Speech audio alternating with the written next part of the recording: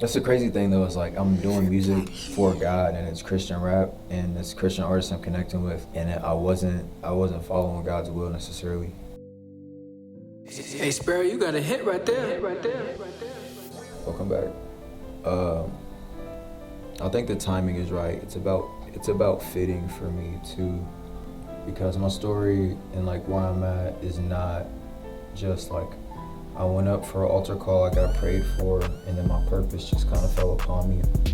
It had a lot of discomfort, a lot of highs and lows, and I think maybe some of you guys can benefit from hearing kind of where I came from, like what I have to say.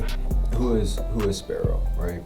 I could give y'all like the long story short version, but I'm gonna give y'all the full. So I was producing for local artists and I was also producing for Christian artists. I wanted to shoot for a top producer in a Christian rap game.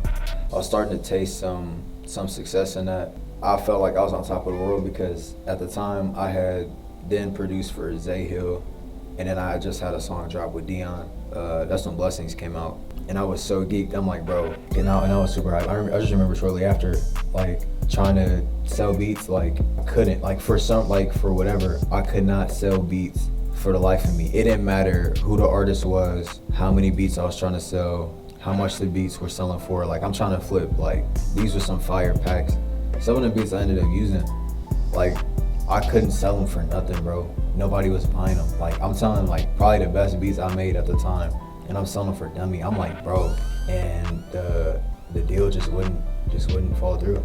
And like, I couldn't sell for nothing. I'm going to studio sessions with artists, and they asking me if I want to hop in the booth. I'm like, bro, like, just buy the beat. Like, I'm not like I'm not here to rap.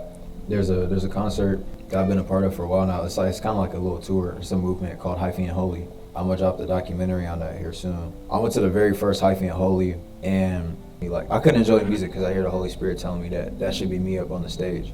And so it just kind of hit me, like, I just had this discomfort.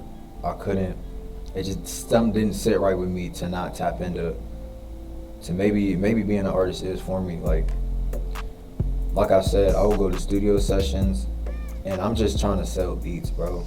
But the artist gonna stop and ask me mid-sentence, hey bro, why don't you hop in the booth? For what? Like, you know what I'm saying? And I had an artist I was really close to, my earlier time being out here, this area. He liked my beat, so he told me, he called me, it was like, bro, come out to my stew. I'm just outside of the town you in. So I went over there. He was up in Newcastle. Shout out to Kari. I ain't gonna lie, I had some trash beats that day. I pulled up with some good beats, and like, he was like, well, can we go for a different feel? I was like, yes. I was trying to make the beat from scratch, and it wasn't hidden. And then he was like, bro, you should hop in the booth. And I was like, dude, like, why? Like, how many times are we gonna have to go through this? But then eventually, like, I had an experience like the Hyphy and Holy, and I had times where, like, people were asking me, like, how music is going, and I get that feel, like, that gut feeling, because I know I should be doing more. And I know that, like, ever since I was a kid, I was writing songs, but I was scared of what people would think. That's why I didn't want to be an artist, bro. Because now opinions kind of matter, because you got to build an audience. People have to like what you're putting out to keep listening. So worrying about what other people think, it used to be easy to not care, because, like, if you make a bad beat, you got plenty other ones in the pack. Like, nobody's gonna blink twice about a bad beat, bro, unless it's a meme for real.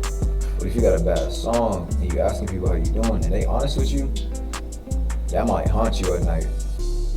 They say your song was trash, bro, because you can't rap, you gonna feel terrible. You know what I'm saying? And even though this was something that God was putting in me, I was like, I was paralyzed, bro, with fear. And there was a night where I went with my mentor, one of my mentors, and some bros I was doing ministry with. Shout out to Jalen and Aaron. And we prayed for each other that night at the church. We prayed for like 3 hours. And that's the day I was like, I don't care what nobody think no more. I'm gonna just do it. And it was a song I had made like a year and a half prior that I ended up performing. It was my first time performing. I ended up performing the next week at a worship night. And that's what started it.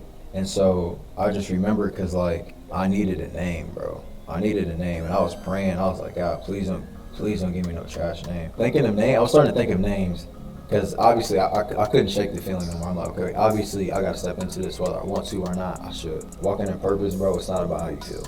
Like, God is worried about your growth, not your comfort. I feel like somebody beat it up. But I was praying for a name, and I'm like, God, because the names I was thinking of was garbage, bro.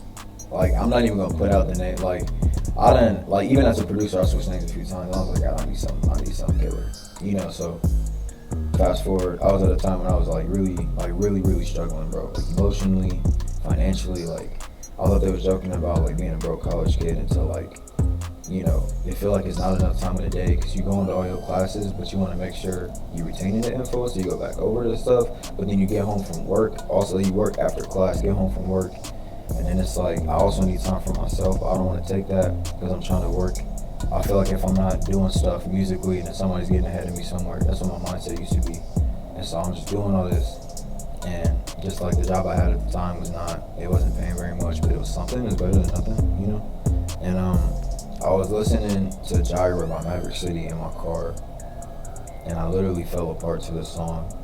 But the part that caught my ear was when, you know, they're singing and they say, if you watches over every sparrow, how much more? And I was like, ooh. I was like, sparrow sound kind of smooth. And I was like, man, I have a friend who, his government name is Sparrow. So I'm like, so I was like, you know what? Drop the O's, put an X. And so that's how the name came. And then as far as like being an artist, like I had songs I had written from like since COVID that I just never recorded. I was too scared, bro. And I finally just kind of get into it. Like my song Night Drive that I have out now, it just dropped like a couple weeks ago. I recorded it in like 10 minutes, bro, because the whole song was already written. I just had to get outside of myself to get it out. And I'm gonna be honest, there's some doors I seen God open with me doing music as an artist versus when I was doing music just as a producer. There's some stuff I seen God do that I never would have thought to experience before. There was one time when I was really, like there was a time I was able to do a show for this youth group, right? And at the time, that's all I was really doing. Like if I did a show, it was either for a worship night or for a youth group. And so like, you know, these things, I'm just glad that there's people here to worship God and have fun and stuff. So I was never really asking for nothing out of it. I didn't think to. I think that's kind of, I don't know. I didn't feel like I should. So anyway, I'm doing this show for a youth group. And so what happened was I performed a song, and then I gave them a message on like walking in purpose, right? This topic. What I didn't tell anybody was that your boy's pockets was hurting. And not like I was flat broke, but like I had enough for this next couple weeks, maybe. But rent is also gonna be due in a few weeks, so it's like we kind of cutting it close here, fam. And I didn't tell anybody that. I just prayed about it and stuff, and did everything I could. I was going to work after class and all that. But like I said, man, sometimes it just felt like it wasn't enough time in the day. I can't skip class to go to work. You know what I'm saying? I'm trying to get my degree, and I just remember like having fun with the youth group that was there. They were awesome. They showed me a lot of love, and I remember the free pizza, and that's what that changed my life. As I'm getting my pizza, they pull me to the side. They're like, "Hey, I'm sorry we couldn't get much together for you, but I hope this helps." Dude hands me an envelope. I was like, "Huh?" And I got home and looked at it, bro. Literally, it was enough to cover my like the check itself was not enough to cover my rent, but getting paid from work and then it helped cover my rent, and like that literally that hit me so deep. And I just think like if I was only making beats, that opportunity was not gonna, because what do we feel like? I'm not gonna do like a master class in front of a youth group on how to make beats. No.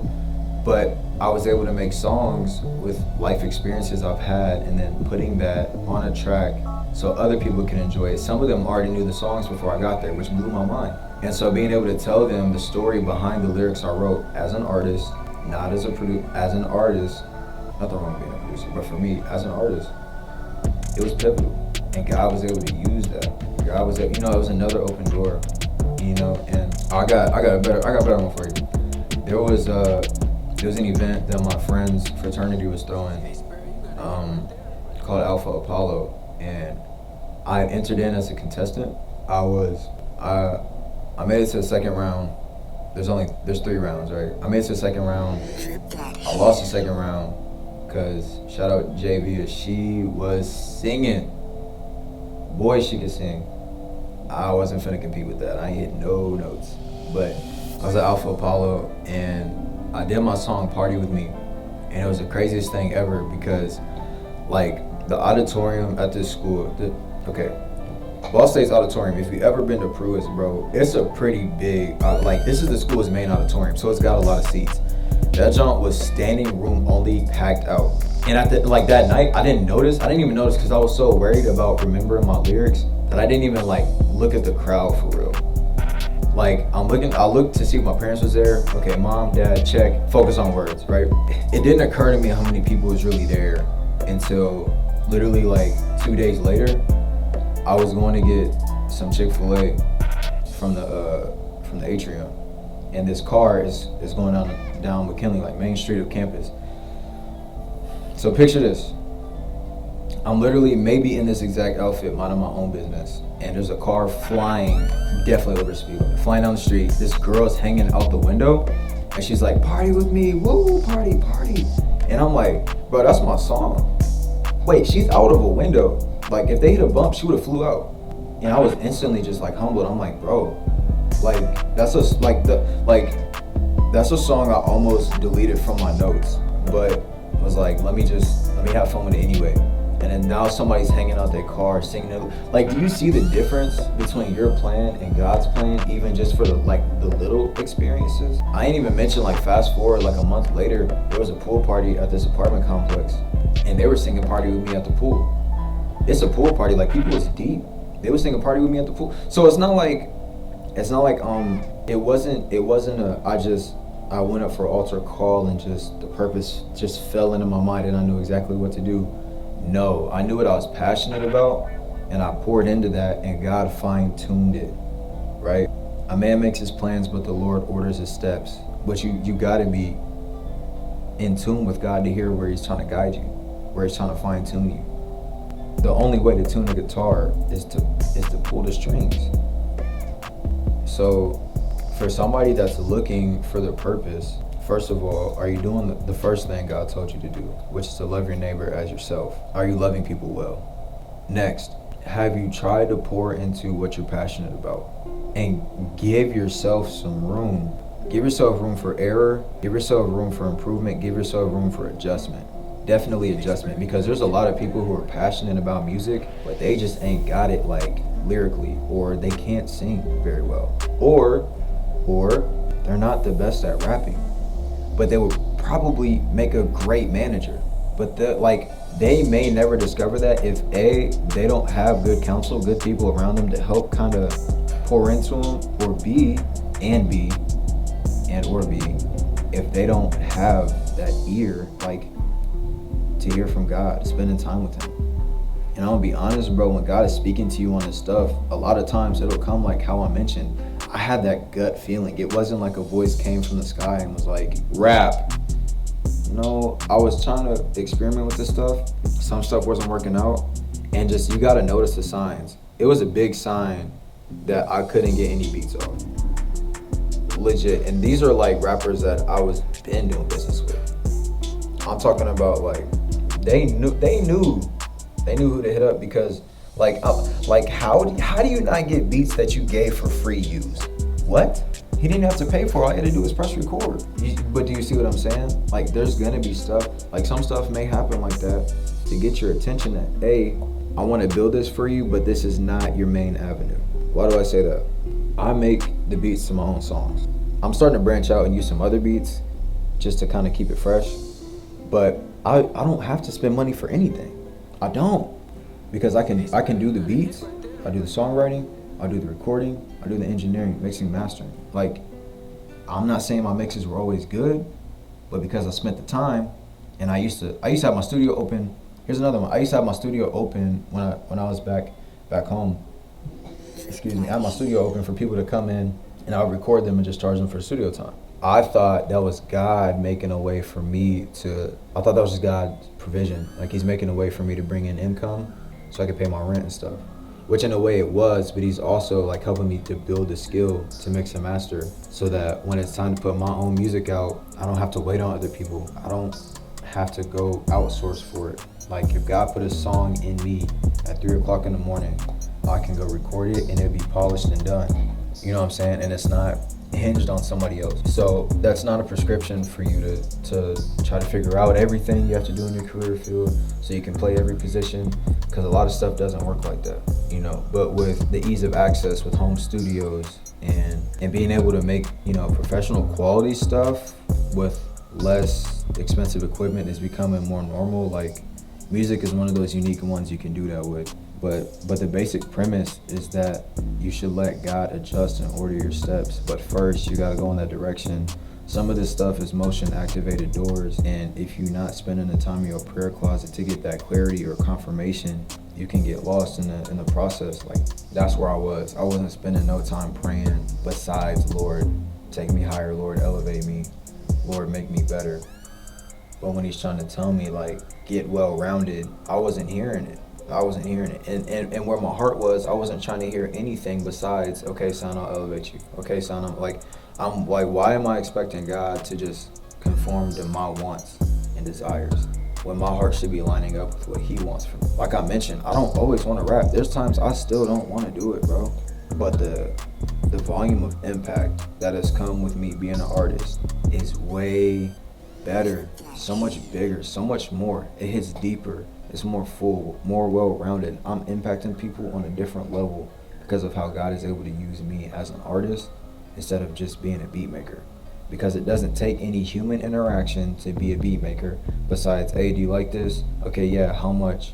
This and blah, blah, blah. Maybe there's more if you want to talk contracts, but that's not common when you're starting off. And so this is nothing like, this is not a knock on producers at all, because without producers, a lot of these artists wouldn't be out here getting carried, you know what I'm saying? And so this is just like from my personal experience, bro. As a producer, I was only reaching half the potential that I had as an artist. I was like half stepping in my purpose just being a producer because I was so comfortable there. And I feel like to get me to where I am today, God had to break some things in me. It's not that I don't care what people think. Their opinions are not going to weigh on my emotions, and they're not going to sway how I move. That's the difference now, because it used to do both. What people said about me, like I could get 100 compliments. The one bad comment would kill me, and that's all I would think about. But now, if I get 10 streams on a song, and one person hit me up and say, yo, I really felt that. I did my job.